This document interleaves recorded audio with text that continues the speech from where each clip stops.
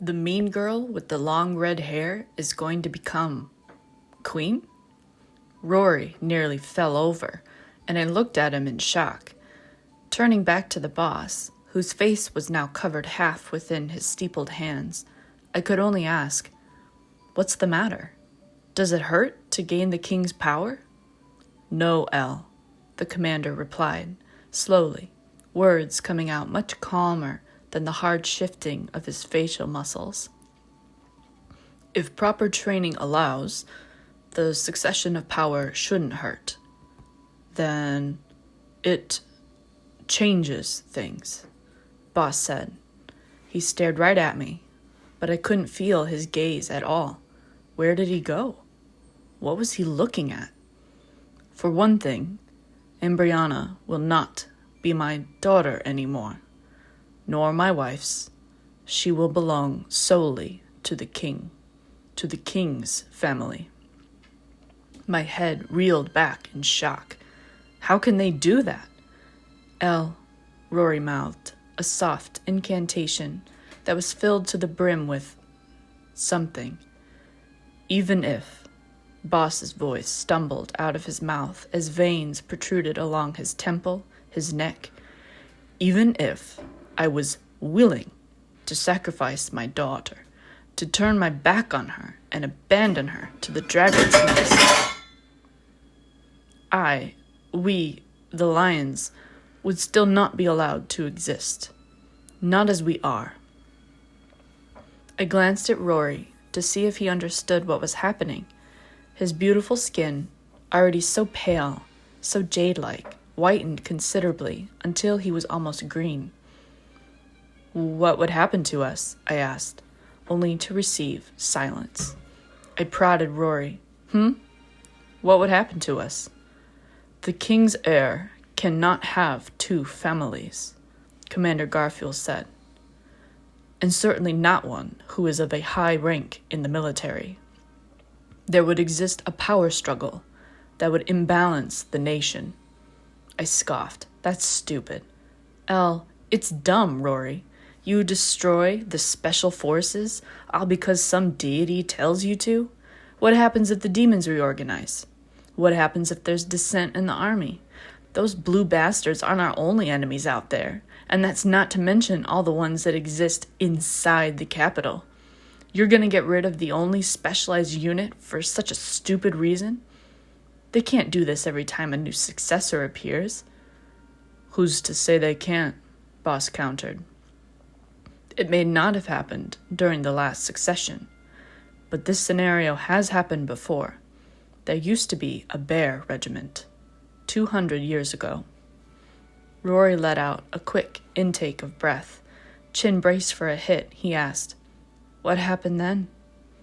Commander Garfield answered without blinking. "They were all executed."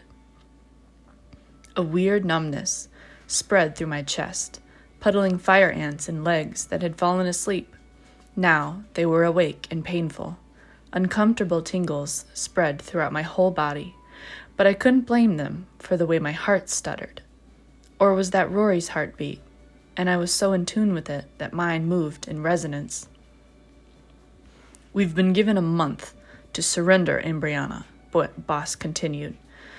"Nobody mentioned anything about a mass execution.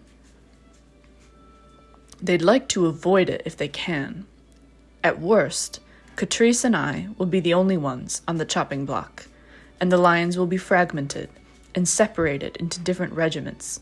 At best, the same will be done to the lions, but Catrice and I will be given a meager sum of supplies and exiled from the nation. That's if our sovereign trusts that we won't ever come back." He laughed, but it sounded as if he'd been eviscerated. "If I'm the kind of man to abandon my daughter, if I'm the kind of man to surrender my regiment to an uncertain future..." Suddenly, everything roiling within my body cleared, stopped. I said, "But you're not that kind of man, boss." His eyes trapped me, fires raging, yet his demeanor was still. "We've been given a month to surrender," the commander repeated, fingers rubbing at the beard on his cheeks. He might expect us to attempt an escape, but he'd never expect us to do it right away. Rory's voice trembled as he clarified, "You want us to become deserters, sir?" The commander paused. "The others have made their decisions. Those who wish to stay here have turned in their pelts and made moves to relocate their families and friends. When the hunt begins, they might end up running out of Polny anyway, but if they do, they choose to do it alone. Those who wish to move with us have begun to mobilize and secure supplies.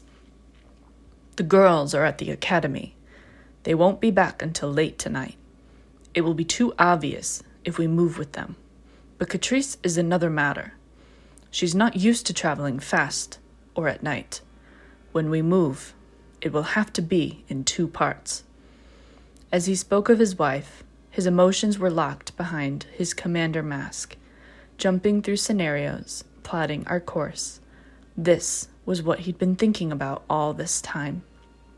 Eventually, his mutterings stopped, and he glanced back at us. "You are the last 2 I'm speaking with. I wanted to talk to both of you at the same time." Words I never thought I'd say left my mouth as I asked, "What about Bella and Liony? They were in the city with me all day." They were told directly after the meeting. The commander didn't hesitate. "They were in the city gathering supplies when you must have run across them. They're coming with us, don't worry." A furrow I didn't know was there relaxed. To my immediate irritation. Was that why they told me not to go anywhere by myself? But then why was that dragon so hostile anyway? Was he really just sore that he hadn't decapitated the blue bastard himself? Or did the dragons know? Did everyone in the military already know? I need to know where you 2 stand. "I'm with you, boss," I said immediately, turning to Rory, whose face was frozen in shock. Boss waited a beat, then added, "If you need time to think it over, we have until tonight, when the bulk of our supplies leaves with Catrice under Chaud's direction. We can—" "No, sir," Rory jumped in, but his face didn't look any more certain than before. He gave a firm salute nonetheless. "I trust you, sir. I'm with you. What would I even have if I stayed?" "Yeah," I agreed. "Sounds like the best we'd get is running around under the king's glare for all our lives. Our family is with the lions. Always has been." Commander Garfuel let out a deep sigh. A gentle smile rounded his lips up ever so slightly, and if I didn't know Boss so well, I'd almost say the relief had brought tears to his eyes. "I knew I could count on you boys. I knew I could." Clearing his throat, his tone turned authoritative. "Will you help escort my wife away? We'll head for the scrub before making a sharp detour to the sea. There are many rivers nearby, and the land is tillable. We can live there. Maybe someday we can come back.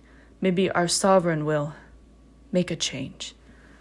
I didn't count on that overgrown snake to do much of any changing, but I wouldn't put a damper on Boss's optimism. He's the one who's been serving that snake all his life. Now he had to run away, or his master would kill him. And after we won the war for him and everything. Talk about ungrateful. Boss said. And I remembered I'd been asked a question in the middle of all his puddling. "Will you keep Catrice safe?" "Of course, sir." He nodded at me slowly, his eyes landing on the tiny fang affixed to my ear. "It's time, son. I need you to be my lion, from here on out. Do you understand?" My chest filled up with double the air, so much that I felt like I was floating. "I understand, Commander." I saluted. Rory saluted beside me, and then we were released.